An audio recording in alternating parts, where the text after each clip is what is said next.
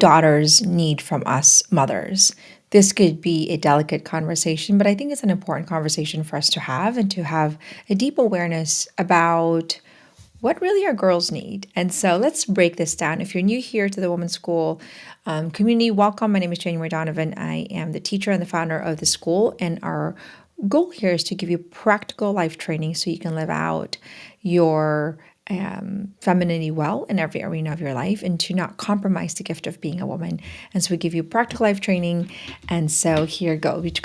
We focus on the different parts of the arena. And so today I'm going to talk about just motherhood and the importance of the sacredness of motherhood, because I think we have lost the art of motherhood and the sacred gift of motherhood because we've told women that the goalpost is to achieve fame, fortune, and having the accolades that allow us to be equal to men. And in the meantime, we've suppressed the gift of our femininity, which is our fertility, our family, and our motherhood. And I think that because of that, there's a lot of women that have achieved a lot, but have lost their way. And you know that because they're not fulfilled. And so what we want to do is redeem motherhood and succeed in a way that integrates our call to be mothers, is to achieve all the things that we're called and created for, whether it's writing a book or being a doctor or being a teacher, but in context of being a mom, which is why I think that the idea of being genderless has had, I would say, a harmful consequence in our culture, because we don't teach women how to be a woman in a way that is necessary for her to actually find true fulfillment, because a woman can never find fulfillment outside of her, how she's created. We go through our education system and we want to make everything so neutered and neutralized that we don't see the gift of femininity in our education system. So anyways, I think this is us really redeeming part of being a woman is actually the gift of our biological makeup, as you know, as having somebody who has a womb. Now, not all mothers can have biological children, but it does imply an orientation towards nurture. And I think that's what we want to talk about here. So, all right, let me bring it down to this practical life training. I wanted to give you kind of just a little background. So, what do daughters need from their mothers? Number one, our children need to see that we respect ourselves. How do they see that? The way we talk to ourselves, the way we dress, the way we hold boundaries, the standard of how we actually conduct our behavior, our attitude, all that either leads them to greater respect us or diminishes our capacity to respect it. That's just the honest truth. You are essentially on a stage earning your respect for your children. Okay. Yes, you deserve respect in a sense that you are the mother, but it is something that is earned by how you actually conduct yourself, and that they grow in respect of you. And so thinking about every move, every word that comes out of your mouth, every conversation really does lead. You have to ask yourself, is this honoring my value? Do I respect myself in the way I'm conducting myself that leads to my daughter respecting me? And when it's not what's taught, it's what's caught. So when they see you respect yourself, that's then how they learn how to respect themselves. If you let somebody walk all over you, if you tolerate bad language, if you speak language that's so poor, lack of respect and reverence for who you are, then they're not going to have awareness of what it means to be respected. So that's an important thing, I think, to think about. Number two, emotional command. Our ability to manage our emotion, order it to its highest good. That's what emotional command is. It's not suppressing our emotion, but it's not also allowing emotions to be our God. It's being able to feel our emotions and saying, okay, what's the goal here, and how can it then promote the highest good? So I'm afraid. Where does this lead me? Where should I reorder it? Not having our emotions just go on haywire and bleed our emotions everywhere, where it could do more harm than good. But also celebrate all the good emotions that allow us to fuel, things that might continue to move us and to motivate us to continue to do good things. And so commanding our emotion is the idea. Your logic commands it. When our daughters see that mom understands that her emotions are not, her God, that she uses her emotion to to bring value and make people feel valued and seen, but she's not a victim of her emotion. She knows how to order that. Our girls need that from us because our superpower as women is actually our emotion, our capacity to make people feel seen, valued, heard. Why? Because that's how we nurture. So if we have no emotional command and they don't see that from us, then they don't see the value of their emotion as actually part of their femininity, because part of our capacity as women is how we nurture, and we nurture people by how we make them feel. That's just one element. We nurture them mentally, emotionally, physically, and spiritually. So our emotions are so powerful. So they're going to learn to manage our emotion by how we actually live that out. Number three, self-study. If our girls see that we are studying ourselves for the sake of becoming greater than our current self, that's what then they are going to pick up. We want our girls to study themselves in the future. Why? Because that's how they're going to have greater capacity to fight the battles of their own life and their own future.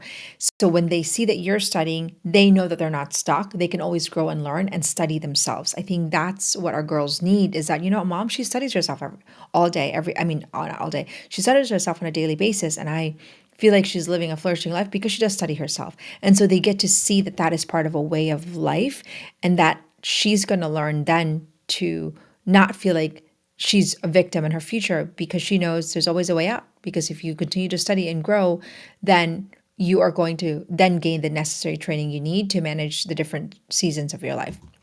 Number four, faith in God. Our daughters need us to know that the buck doesn't stop at us. That is a massive burden. I think modern feminism has given us sort of this ideology that we are our God, our feelings are our God, whatever we feel, like there's no moral compass. That's a whole lot of a big burden to carry, knowing the buck stops at you. When your daughter's looking at you at the end of the day, they know that, mom is a source of wisdom because she actually rest her heart in God. Then she can then say, wow, I don't have to figure it all out by myself. There's a God that's going to help me figure it out. That also takes the burden off her own journey, because she knows that she can always go to God. Now, it has to be that it's a personal relationship with God, and she sees you do that, because then she will model and mimic that. Number five, a pursuit of a dream with purpose. Our girls need us to know that we have a vision that is unique to our season of life, and that we haven't let go of our dreams, our hopes, and that we connect our dreams to the purpose. It's not just I'm going to dream to travel the world and make so much money, but to what purpose? Our daughters need us to know that purpose is, we are driven by a cause greater than ourselves, because ultimately that leads us to greater personal fulfillment. And we want our daughters to find their own fulfillment. And we are communicating to them that it's having a dream, to pursue that dream with the full awareness that it will lead you to your divine purpose, that purpose that God has intended for you, that it is ordered towards our highest good. Our girls need to see how that's lived out. Number six, order and discipline. We can't assume that chaos is a way that allows us to have peace of mind. You can't have a, chaotic life and expect peace. Whether it's the day-to-day routine, whether it's your mindset that's chaotic. Maybe you live sort of, everything is orderly, but your mind is not orderly. That does not work. Discipline is an important part of femininity, and we often think of it as almost not as important, as optional. When you have no disciplined emotion, when there's no order in your day, when you don't have discipline in your standard, in your capacity to actually communicate yourself, life will be hard when there's no discipline. An undisciplined life is a hard life. And so our daughters need to see that we are disciplined and orderly, and that they see that that is the way to fulfill our purpose, because there's discipline in how we do things, and that we're not just sort of throwing things whenever we feel like. Number seven, firm boundaries. Our daughter needs to see us communicate boundaries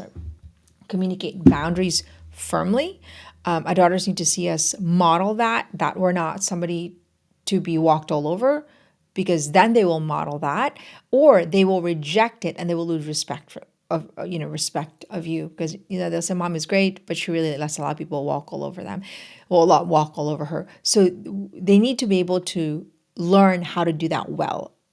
Communicating boundaries is so essential for our teens and our girls, and knowing how to do that now when they're young, so that they build on that skill and layer it as they continue to grow. Number eight, manage failure. the idea that we are not going to fail is daunting if our children think that we are untouchable of failure or that we fail and we become a victim. Managing failure is the ability to harvest good from our failure and use it for our, to help us gain greater wisdom. Imagine modeling that for our kids and seeing that, mom, she doesn't crucify herself because she failed, but she does learn from her failure and uses it to actually learn and grow and also even help other people, that she's not afraid to do it, but it is also doesn't waste the opportunity to grow from any kind of failure. That's an amazing gift we give our daughters, because today we're so afraid of imperfection. And when they see you model the gift of failure and remorse and learning and growing and managing how you can make yourself better, then they get to see, wow, mom does it. There's nothing wrong with failure. It's just part of life. It's when we become a victim of our failure that it becomes a problem.